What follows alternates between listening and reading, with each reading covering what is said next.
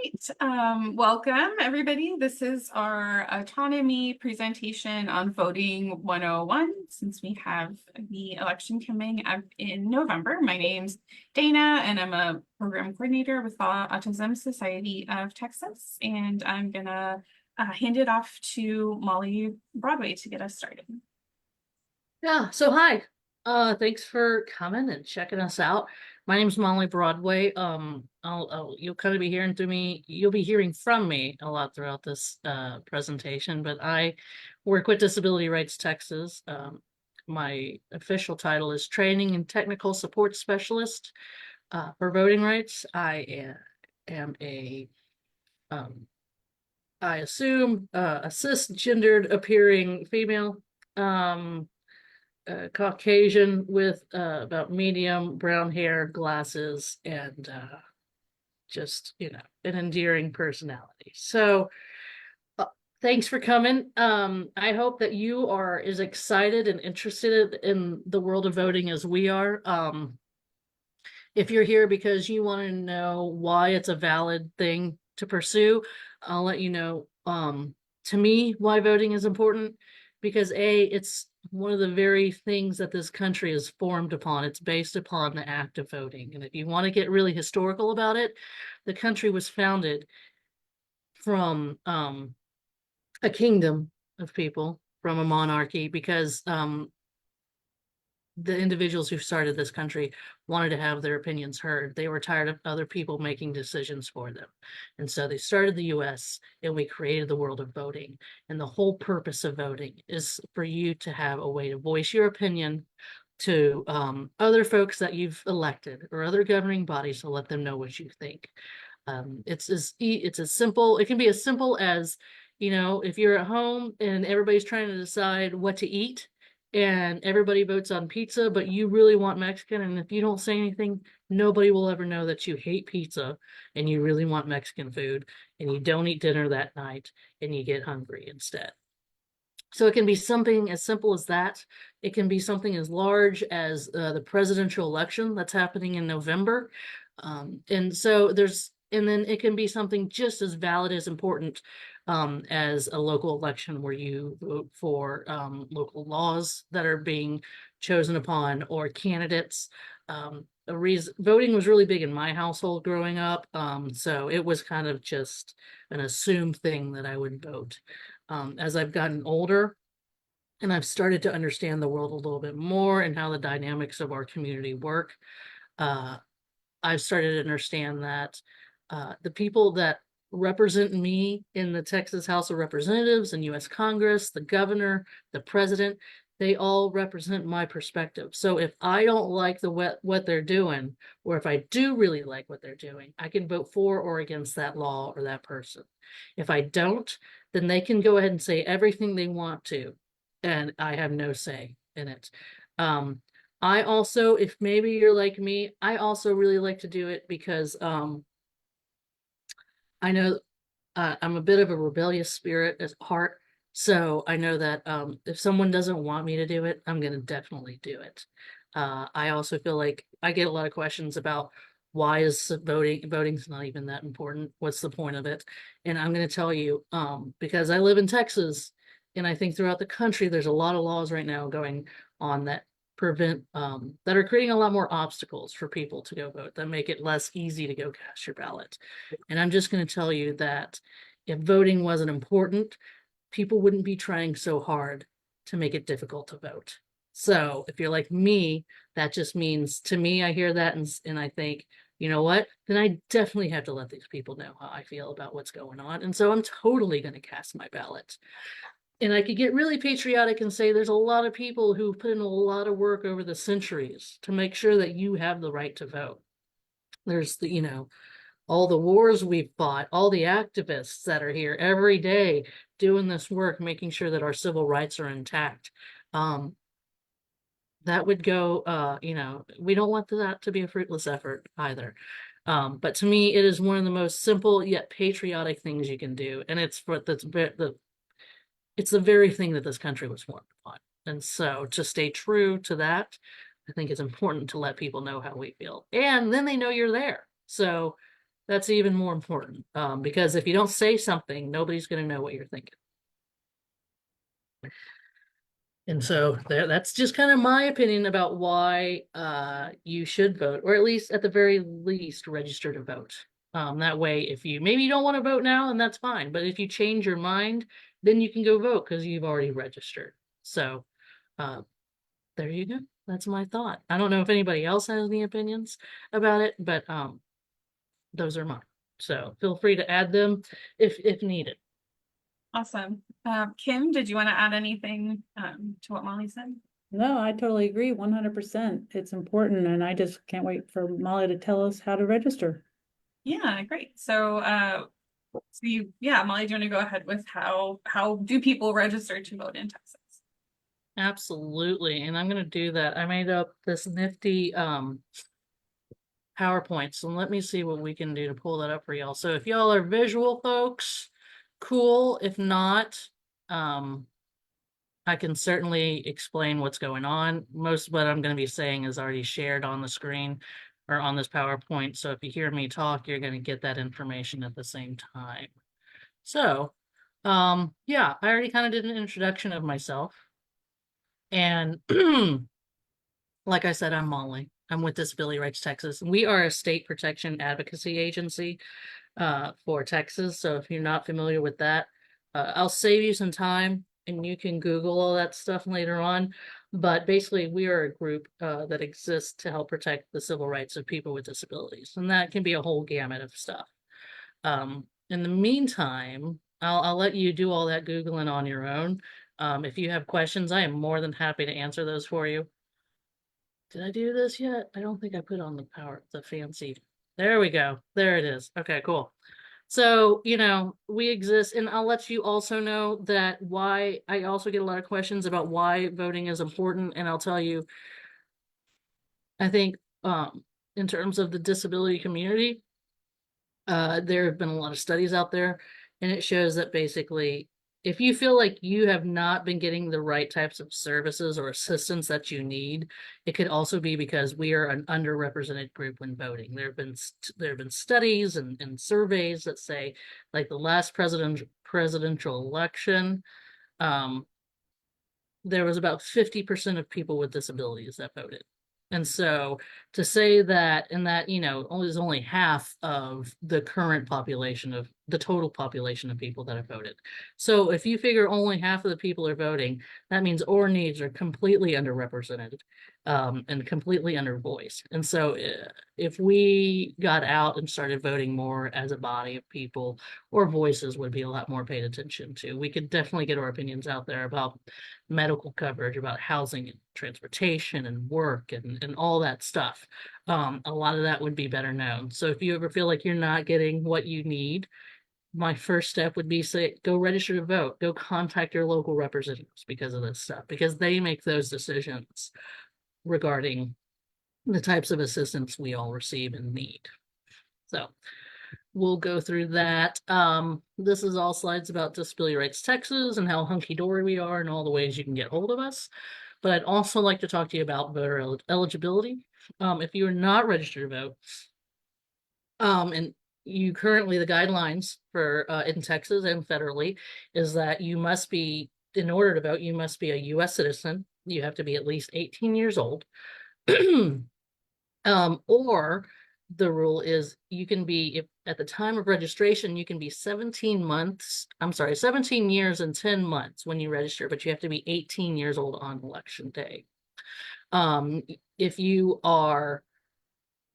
If you have a felony conviction on your background check and you have not completed your sentence for that, so if you're still like incarcerated or still on probation or still serving fines or paying fines for that, then in Texas, you cannot register to vote. But in Texas, if you are what's considered off paper and you have completed your sentencing and all your your debts to society have been paid, then you can register to vote. But that is a Texas specific law. So if you're not in Texas, I would encourage you to check out what those laws are in your state. Also, if you have a guardian, If you are under a guardianship, the only person that can say that you cannot register to vote or cannot vote is a judge in that guardianship hearing.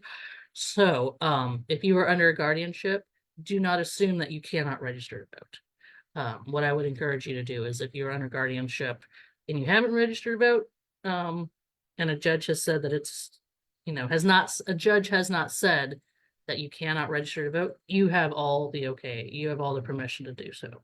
So if you have more questions about that, you can contact Disability Rights Texas, Autism Society, or the people in your state that are very familiar with all this stuff. So how do I sign up to register to vote? Let's say you meet all those qualifications and you really want to do this. The first step would be filling out a voter registration form or application.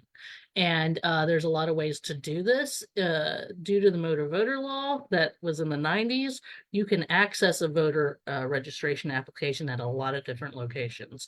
You can go to your local library, state health and human services office, you can go to the driver's license office in your state.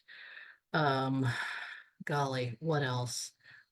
Post offices, you can get a voter registration application. And in Texas, if you were in high school, you meet the qualifications, you can register to vote at your high school. You can contact your counselor or your high school principal, and they can talk to you about what can be done about that. Or you can contact your local protection advocacy agency, and we can send you a voter registration form. Your county election office, Secretary of State of your state also has voter registration forms, so the opportunities are endless. So fill out that application. Once it's been filled out, you can receive assistance if you need when filling out that application. You can have what's called a volunteer deputy registrar help you with that, or you can fill it out on your own. Once that form has been completed, you have to mail it in and to your county election office or turn it into the volunteer deputy registrar who has assisted in filling this out with you, and then they can turn it in for you. But you got to fill it out no matter how it's done or turned in. You got to fill it out, you have to sign it, and either you can mail it in without postage or the VDR can turn it in for you, or you can turn it into the elections office by hand. Once that is processed, you have about 30 days from that point of when the application's processed to when you will receive your voter registration card in the mail. So look out for that. I like to give a caveat here and say different states have different ways of registering, but in the state of Texas, you have to fill out an application, physically sign it, and then mail in that or turn in that application to the county elections office. So heads up about that. In Texas, you cannot register to vote online. There's still a paper format that has to be followed. In other states, that may not be the option, but there is our caveat for that. So you've registered to vote. So in connection to why the whole spiel I gave you about why voting is important, this is a time you get to figure out what is important to you. You are now able to vote in the next election, if that's what you want to do. So what is it that you want to vote for? And this is where you get to figure out what are the things that I need to tell these election officials about. What is important to me? And this is a chance you get to decide on those topics and you get to research them. And where would you research them? I would say, the League of Women Voters is a great first place to find out about what's going on your ballot. Going to a librarian and asking, where can I find information on these topics about current events, talking with your friends and family to see how they're voting, because either maybe you want to vote kind of like they are, or you don't want to vote anything like them. So you may just say, you know what, you're voting for Joe, or not Joe, but you're going to vote for Chris Smith, and I'm going to definitely vote for the opponent of Chris Smith. So, whatever your motivation. Candidate websites, all that sort of stuff that is there for your research to do. So do your research or get informed about what it is you're wanting to do, what it is you consider valuable and important. Take that information and then move it to the ballot. So go vote after that. And Molly, I believe you were also gonna show us, what if someone isn't sure? I can't remember whether I registered to vote or not. Can you just show us where they would go to check? So there are, let me see what I can do here. I'm going to stop this real quick. We're going to be really interactive. So if you cannot remember if you've registered to vote or not, which is totally valid, because maybe you've moved and you don't know if you're registered in your county or anything like that. Most probably Secretary of States will have this option, but in Texas, I'm going to show you the website for the Texas Secretary of State. So if you go to vote, VOTETEXAS.gov, so votetexas.gov, there is an option on that website where you can check and see. So on here, there is on the left side of the the right side of the website, there's a tab that says, Am I registered? You can click on that and it'll bring you to the voter portal. And here you can figure out if you're currently registered or, where you're registered, all that sort of stuff. You can get up to date. So, like there's a lot of options. I recommend doing name, county, date of birth. So you can type in all your information and then it'll pull up whether you're registered or not. If you're not registered, it'll just kind of say we can't find anything. If it is, if you are registered, like I won't pull up all my personal information, but it'll say like your address, where you're registered to vote, if you're active or if you're in suspense. And in suspense means you haven't voted for a really long time, and like maybe like 8 years, 4 to 8 years. And the elections office isn't sure if you're going to be, if you are an active voter anymore. So they're going to put you on the suspense list and it'll tell you. So anyway, it'll tell you. And so if you're living in if I'm registered on Mockingbird Street in Travis County, but I moved to Bear County, I'm like, okay, cool. I'm not registered in the county I'm living in anymore. So let me update that. And if I want to update it, I can do that online in Texas, or I can fill out a voter registration application. There is a there's a change of address box you can check, and I can just fill out all the information and mail it in without postage because it's prepaid postage. So there is that. That's a great way to check things out. And then we may reference this website again a little bit later in the presentation, but this is a great website to visit. Just for a lot of various information on voting, getting current on all your voter information, and how to check statuses of other things we'll talk about later on. Awesome. Thank you, Molly. And now I think Kim's gonna show us another really good website that you can use as a resource created by the Autism Society. First, my name is Kim Mushno. I'm the Vice President of Public Policy at the Autism Society of America, located in Rockville, Maryland, in the DC area. I'm a white female, middle-aged with short brown hair, and my pronouns are she, her. And we put together some election resources as well, because we agree that it's incredibly important. So to know your rights and to be able to get all the information that you need to vote. So we have an election center at the Autism Society of America. So when you go to our action center, and of course we'll be sending these links, then you just select Action Center, and then you put in your zip code and your address. I put in just any a local, I don't know, probably it's a coffee shop or something in on Guadalupe Street, Austin, Texas. Just to show you that once you put in your zip code and your address, then you have information on the presidential election and who's running, and it brings up who's running for president, and you can check out their a little bit about their bio. Vice president, and go down and you can see who's running for vice president, and you can check out their bio. And then it even goes to the US Senate and House, and also even the state information. So here's who's running for state Senate and state House, and you can find out a little bit about them. There's even a website to their campaign page where you can find out again more about them.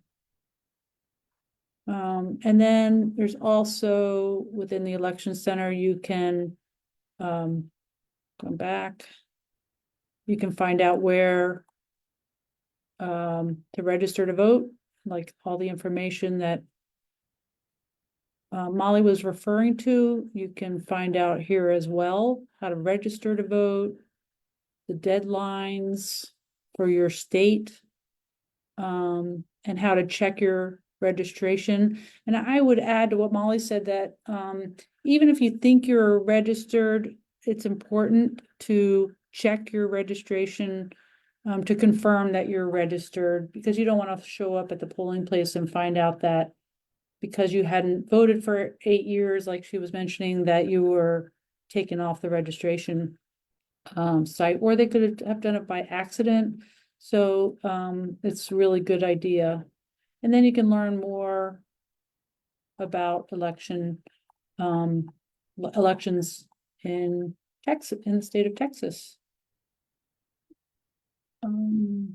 So yeah, I hope that you just check out that resource, because it's pretty, it's got a lot. It's got everything you need.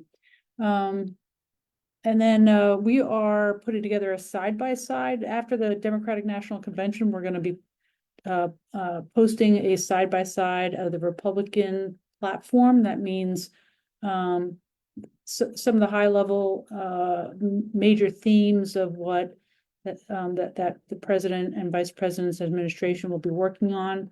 And so after the Democratic National Convention next week, we will be posting a side-by-side so that you can see at least what the campaigns are saying that they're for, to help you make your decision. Now I'll pass it back over to Molly to talk about accommodations. Yeah, so you're registered to vote, you research the candidates, you know who you're voting for, what's next. So what's next? Well, you can go vote. That's the next step, I would say. So we'll get back to my nifty slides, and we will do this. So go vote. Yeah, that's the next step, I would say. See if we pull up. Yeah, so go vote. You have basically two options, and a lot of this information I'm going to be giving you is Texas based. So if you're in a different state, again, check with your elections, your state election laws to see if this is applicable to y'all as well. So in Texas, you have two options basically on how to vote. You can vote in person or you can vote by mail. And I'm going to talk a little bit about, in a little bit, I'm going to talk about how one is eligible for ballot by mail, because in Texas, not everybody is, and so there's an application process for that. But we'll also talk about voting in person. So if you vote in person, there are some accommodations you can receive if that's something you need. If it's your first time voting, we can certainly talk about what to expect in that process as well, to maybe try to counteract some anxiety that may be happening, because it can be a very overwhelming situation, especially if you don't know what to expect. But I do want to let you know about some of the accommodations you can receive if that's something that is needed. So when you vote in person, there are some options available. Know that in the state of Texas, and probably federally, every polling site must be physically accessible, meaning that you can easily get in and out of the polling site. If you need a ramp to get into the polling site, there's a ramp that meets all the measurement compliance standards through the Americans with Disabilities Act. But if for some reason you cannot access the interior of the building, or it works better for you to vote via curbside, then that is an option that you can do at the polling site. And that is where the voting machine is brought out to you. You park in a designated curbside voting location. The voting machine is brought out to you. You cast your ballot, and then they take the machine and they walk it back inside, and you're done. So that is an option. Also, if you need an assistant or an interpreter, that is available to you. So if you need an assistant to help maybe help guide you through the ballot, if they need to read the ballot to you, help you mark the ballot, or if you need someone to help kind of cue you or remind you about decisions you made on how you want to vote. That is available to you. You can bring a person of your choosing, or you can ask an election worker at the polling site to help you. Excuse me. If you need an interpreter, that is available to you if you cannot read the English language. So if you use ASL or you're a native speaker of a language that is not readily available at the polling site. So in Texas, a lot of counties are Spanish. So if there's not a Spanish speaker and you cannot read the Spanish version of the ballot, then you can have an interpreter provide that information to you. You can bring an interpreter of your choosing, or you can ask the county to provide one for you. I always tell people, if you're going to ask the county to provide you an interpreter, it's a good plan to do that ahead of time. You know, like a couple days before you vote. That way the county can get their resources together and make the interpreter. They can hire the interpreter and bring them out to wherever you're planning on voting. Know that when you bring an assistant with you, it can bring, I said you can bring anyone of your choice. It just cannot be your union representative or your employer. So you can bring your auntie, your uncle, your kid, you know, your third grade teacher. You can bring any of those people. As long as they are not your union representative or your employer, you should be good to go.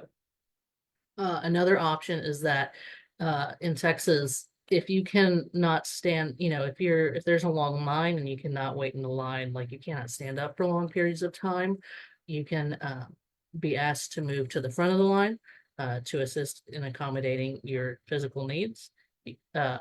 So you would have to you'd have to find a poll worker, an election worker, and say that you want to be moved to the front of the line due to your disability.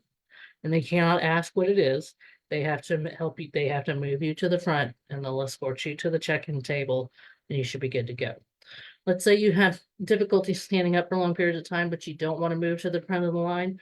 You can also ask to have your spot saved in line while you go to the side and sit down.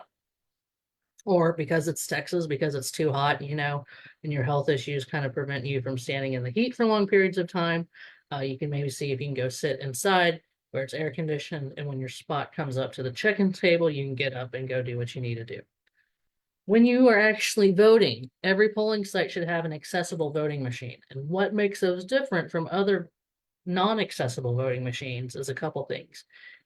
One, they sit lower to the ground. So if you need to sit down or if you're in a mobility assistance device, it will be sitting lower, which is, you know, the touch screen or the voting machine itself will be on a more eye level for you. There are earphones which connect to the voting machine so that it can provide an audio description of the ballot that will help you mark it. So if you cannot read the ballot for one reason or the other, there is a way to listen to the ballot and you can still market that privately and independently without assistance from other people.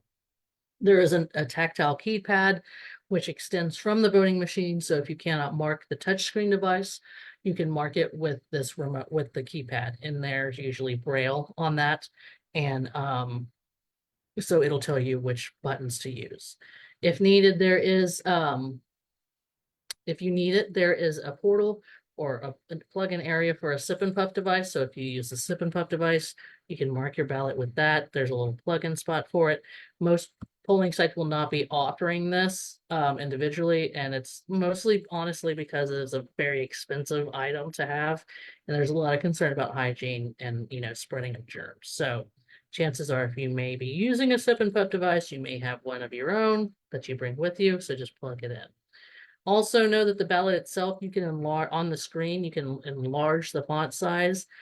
You can slow the speed of the audio down, or you can speed it up. You can change the contrast on the screen so it better fits your needs. So there's that. There are two links on this, which we can maybe also provide later on, that talk about the accessibility devices on each voting machine. So there's two major voting machines offered in Texas that people will vote off of, and that's the ES&S machine, and then there's the Heart voting machine. And so these videos that are linked on this PowerPoint will go through those devices. So there's that. Okay. There's also voting by mail. Let me save this real quick and say that In the last couple of years, there's been a lot of back and forth in Texas about the types of assistance you can receive. Or if you're an assistant, the types of assistance you can offer. And I will let you know that a law in June of 2022 has basically said the state of Texas cannot enforce laws that limit the types of assistance received to voters. So election officials cannot really like say this is not the type of assistance you can provide, or this is the type of assistance you can provide. So they have to just let what works best for you as an individual happen. So there is that. Voting. So when you vote by mail, that is an option. And there's also an assistant or possibly an interpreter option available to you as well. If you are voting by mail, there's an eligibility process in the state of Texas. So basically how you meet that criteria is one of these options. So basically if you are going to be out of your county of residence where you're registered on election day or early voting, you can apply for a ballot by mail to where the ballot is then mailed to wherever you are going to be during that time. If you are sick or you have a disability, if you are age 65 or older, if you're expecting to give birth within 3 weeks before or after election day, you are eligible to vote by mail. Or if you are confined in jail without a felony conviction, an active felony conviction, then you can still apply to vote by mail as well. How do you get a ballot by mail? You can ask your early voting election clerk or your early voting clerk in your county to send you a ballot. You can get one from the Secretary of State's website. You can call Disability Rights Texas, but you have to fill out the regular voter registration form. You cannot submit it online. You can fill it out electronically, print it out if you want, but you must sign it and mail it in to your early voting clerk in your county. You have to add a stamp to this application. The postage is not provided. There are 2 ways to apply for a ballot by mail. And that is, you can either do a new application for every election, or you may request an annual ballot by mail. And so that's a box you check off on the application. You said, I just want to do this application for one time this year. And so that'll cover you for the rest of the elections in that calendar year. And when the new year rolls around, you need to fill out another application. If you need assistance in filling that out, you can do so. The person who helps you is going to have to fill out an oath saying that they're not influencing all your information and that they filled it out the way you wanted it to be filled out. That individual will have to fill out their name, residential address, and provide a signature. So there is that to be aware of as well.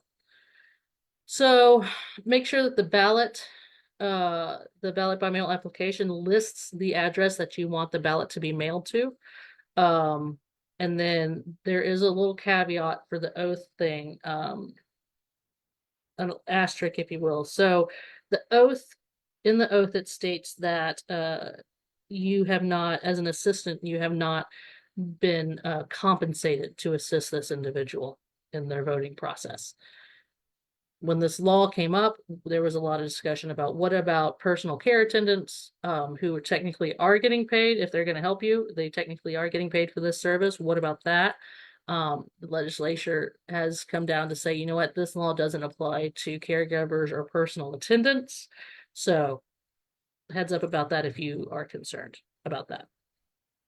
And yeah, there's, that's the basic synopsis of vote by mail. And I think, yeah, we'll talk about that other stuff later. But, I'm probably going to hand it back to Kim if she's willing and able. All right, thank you. That was a lot of good information. So I am going to take us back to, do you see that screen called voting guide? Yeah, we can. Okay, great. So what we tried to do, since voting can feel intimidating, we tried to put a guide in place for individuals specifically with autism and other intellectual and developmental disabilities that is in plain language, and just helps people get ready. So I just wanted to take you through this and I'll put this into the chat. Oh, I'll do that later. Anyway, okay, here, I found the chat. I'm putting this resource into the chat so that you can get it easily. So this just goes through the steps. So before voting day, as we discussed, that you need to register to vote if you haven't already. We already went through the election center where you can find out how to do that in Texas. In some states, you can do it online, but apparently you can't in Texas. It's got to be by mail. And make sure that you have some sort of ID. So understanding who and what you're voting for. Again, in the election center, you can see who are the candidates for each of the offices. And then you want to look for simple summaries of what they stand for. How are they on affordable housing, employment for people with disabilities? Where do they stand on issues related to healthcare, Medicaid and Medicaid long-term services and supports and things like that. So again, you can, like Molly said, you could talk to your family and friends. Sometimes if I don't know who to vote for, I agree with Molly that the Women's League of Voters sample ballot where they have a side-by-side of some of the major issues is really nice. Sometimes I also go to my neighbors who I know that they really pay attention to politics and the down ballot options like judges and um, school boards. These are all really important. So you want to make sure that you're looking at all of those.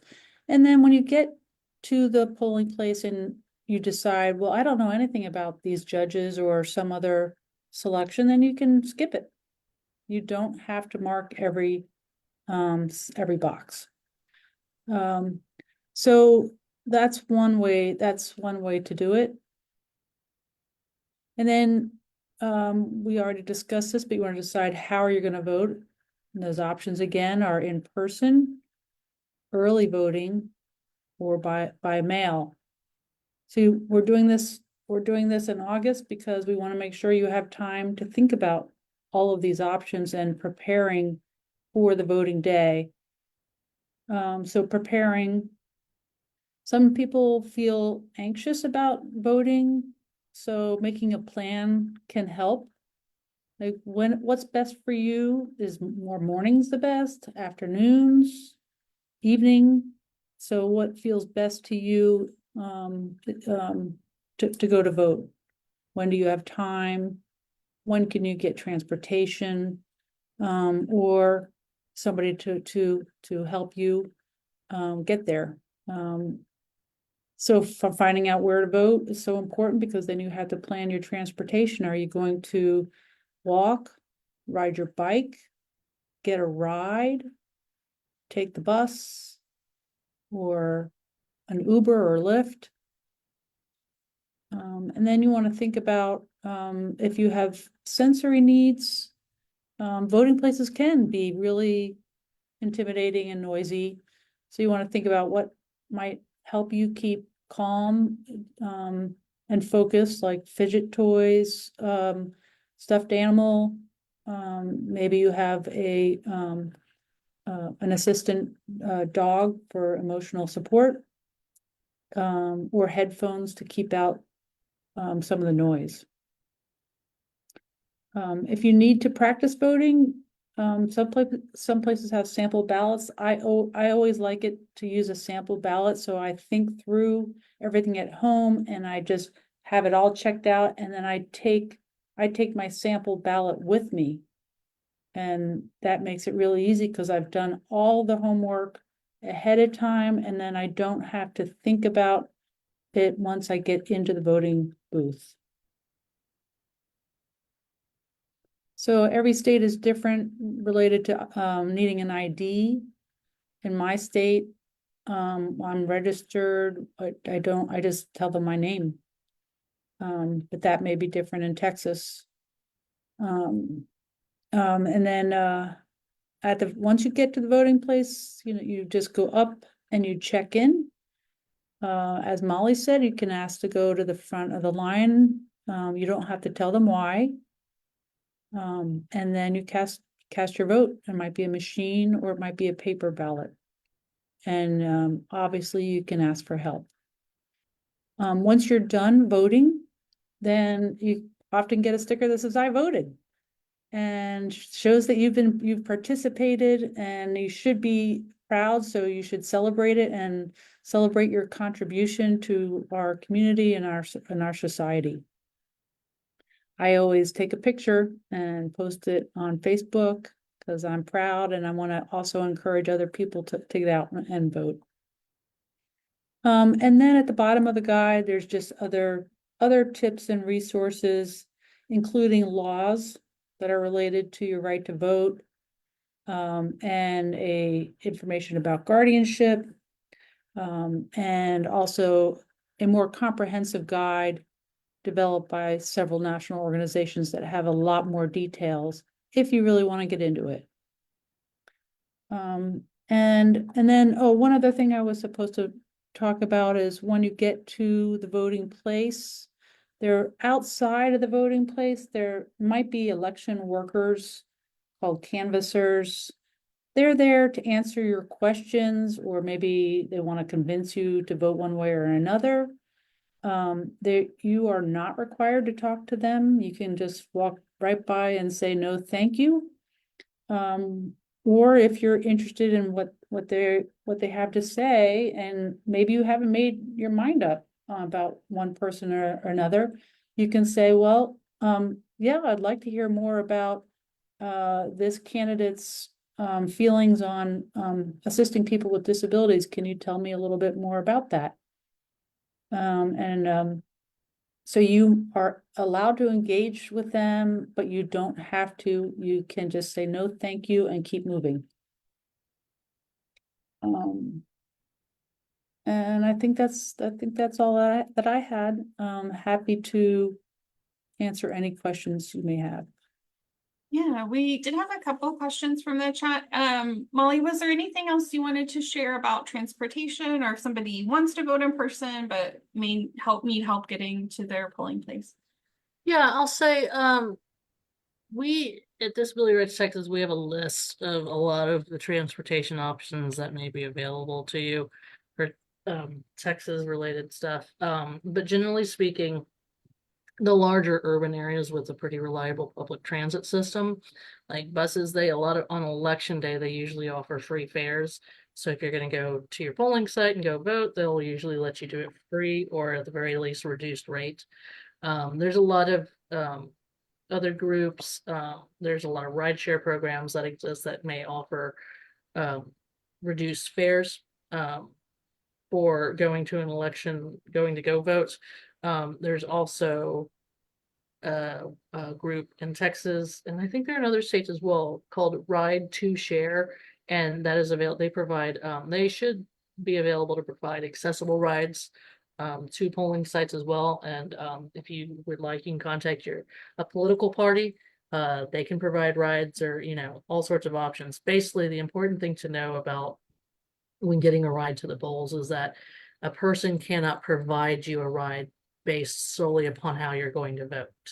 You don't have to tell a person how you're going to vote or how you did vote. It's none of their business. That's why it's called a private ballot. You don't have to tell them. So that's the cool thing. If you, and a lot of local organizations in your community may be offering rides as well.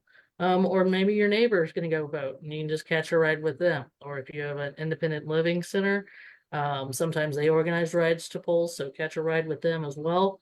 There's a lot of options, but I think it's important to know that a ride cannot be offered to you based solely upon who or what you're going to vote for. So heads up about that. Thank you. Yeah. And just for those watching, I believe it's already been shared in the chat, but the Autism Society of Texas did create just a list of resources. So a lot of the resources that have been shared here, and maybe a couple of extra ones, are going to be in that Voting 101 resource guide. So you can just download a copy of that, and then you don't have to try to remember all of them. And then we also created a social narrative. So maybe if it's your first time voting and you feel nervous or anxious, or you just want a little bit more information about kind of step by step, when I'm showing up at my polling location, what do I need to do? Or, some of the stuff we've covered about registering to vote and all of these deadlines and everything, all of that will be together in that little social story.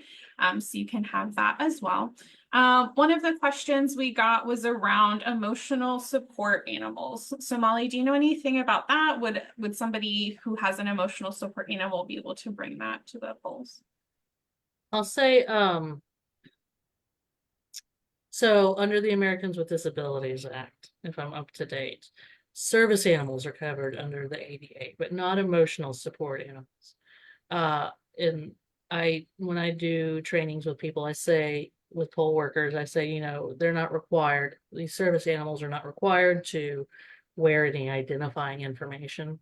The only thing that can be asked is, what is the service that your animal provides? And really the only time you can ask for an animal to be removed, your service animal, or, in this case, an emotional support animal, they can ask for you to remove the animal if it's being disruptive to others and the environment it's in. So if that is something you need, I think, generally, if it's an emotional support animal, it's not covered under the ADA. But as long as it's not being disruptive, then it should probably be fine. I live in a town that is really pet friendly, so some people just bring their pets with, like their dogs with them when they go vote. So it just depends on the building as well. Some buildings have a strict no animal policy, but I'd say as long as it's not being disruptive, I don't think you should be getting a lot of heat too much. Okay, thank you. Yeah. Sorry. And then another question was just about what you're allowed to bring. So like we talked about, you could have your handwritten notes, or if you did a sample ballot, but people are asking if they took notes on their phone, are they permitted to reference that, or what are those rules? I would say there are some laws that say you cannot bring electronic devices into the polling site, because what they're trying to do is prevent you from recording images or the ballot or how other people voted videos. Generally speaking, if you have the ability to work off of a paper, like reminder, what I call a cheat sheet, that might be the easiest, least conflicting way to bring in some reminders, or a sample ballot. That's great, a paper form of that. If you cannot access that, if that's not friendly for you, I think there is a bit of a loophole that says if you are using your electronic device for an accommodation, then you can use it. And I would just explain to the election workers, well, I can hear it better, I do better hearing it, so I'm just going to listen to it. And there you go. And I think that's state by state as well, because I live in Maryland and I'm allowed to take my phone in. They don't ask any questions. I don't need an ID. I can take my phone. Yeah, we're full of rules here in Texas. Yeah, and then I believe we covered it a little bit, but is there anything else you can just share about if somebody does have a guardian, does that make any impact on voting? Like, does the guardian have to come with them, or are there any kind of stipulations around stuff like that you're aware of? As far as I'm aware, so Texas based, but if you are under a guardianship, you do not have to bring your guardian with you to go vote. You can do that independently on your own. In fact, the only way in Texas they're probably going to allow someone to be in the voting booth with you is if they are an assistant. You can certainly bring your guardian to be an assistant, and they have to sign an oath. But other than that, no. And if you are not sure, I've gotten a lot of questions about if I'm registering to vote, and you know, I have a guardian, but I don't really not sure what my status is on voting. Hmm. That's fine because the election offices, when they process that information, there's a protocol they have in place to figure all that out. So, Okay, so they should just go ahead and try to register and then right. I will say what it'll go through or it won't. yeah. Okay. What cannot happen is if you go vote and somebody asks you, are I don't think you're capable of voting, or do you have the capacity to vote? They cannot ask you specifically. So if that happens, that's a big foul, and needs to be reported. But what should happen is they should let you vote, and if there's concerns, you can do uh why can't I ever think of the name of it? A probationary ballot, I think is what it's Oh, called. Yeah. Yeah. And so what that'll do is you can still cast your ballot, but then you have to follow up with the elections office usually within like a certain amount of time. So there's that. yeah, and just one last question. We've kind of covered it a little bit of some good resources, like the League of Women Voters or things like that to find reliable information. But just, you know, there can be misinformation, you know, or especially, you know, things on social media. So I guess just do you have any other tips for how can you determine, you know, what's true, what's factual? I mean, obviously you can go to their campaign website or, you know, some of these resources we've vetted for you, but just if people, you know, just want to make sure they're getting accurate information, do you have any tips on that? Do you have any thoughts, Kim? Yeah, I mean, we only mentioned League of Women Voters, but, you know, if you are part of a club that you trust, that provides, these kind of side-by-sides, you know, there might be like there's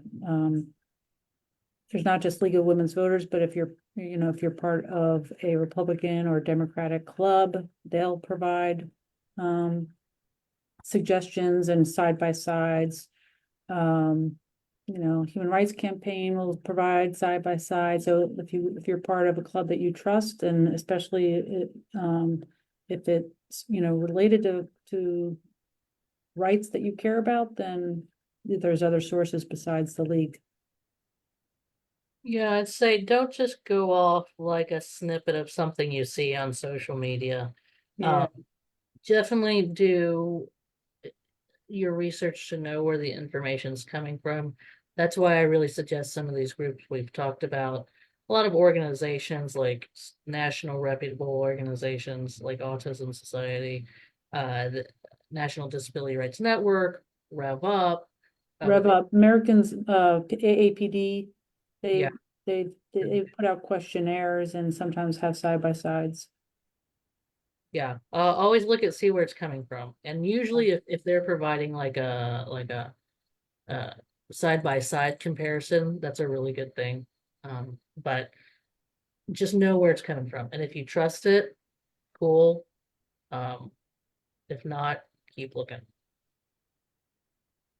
Awesome. Well, I think we've got you know, maybe 2 or 3 minutes left. So did either of you have any final thoughts, anything we haven't covered so far that you really wanted to share related to the topic of voting?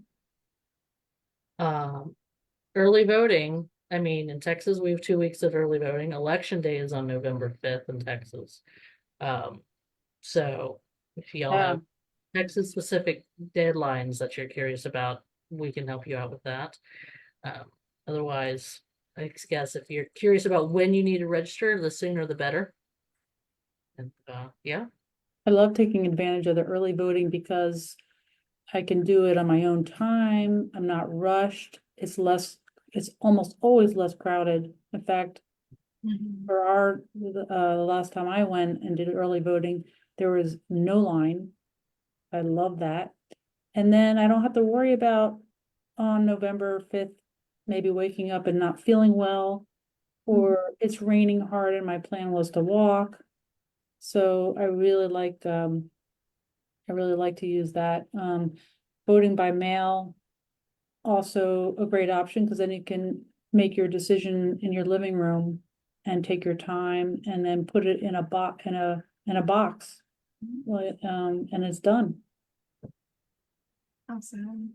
Yeah, I always try to take advantage of early voting too. I think a lot of the polling places open at like 7 a.m. I know that's early, but sometimes I've gone right at 7 because there's no line, and then I just go home and go back to sleep. So I do like that you can kind of make it work with your schedule and try to make it the least stressful as possible. Hopefully we're also pasting this into the chat, but just we want to make sure you're registered to vote by October 7th. And you've got until October 25th to apply for your ballot by mail. So, Yep. well, thank you so much, Molly and Kim, for joining us today. Hopefully, we've answered your questions. You can always reach out to the Autism Society of Texas or Disability Rights Texas if any other questions or concerns come up, and we'll hope everybody will get out there and vote. Thanks for having us. Yay.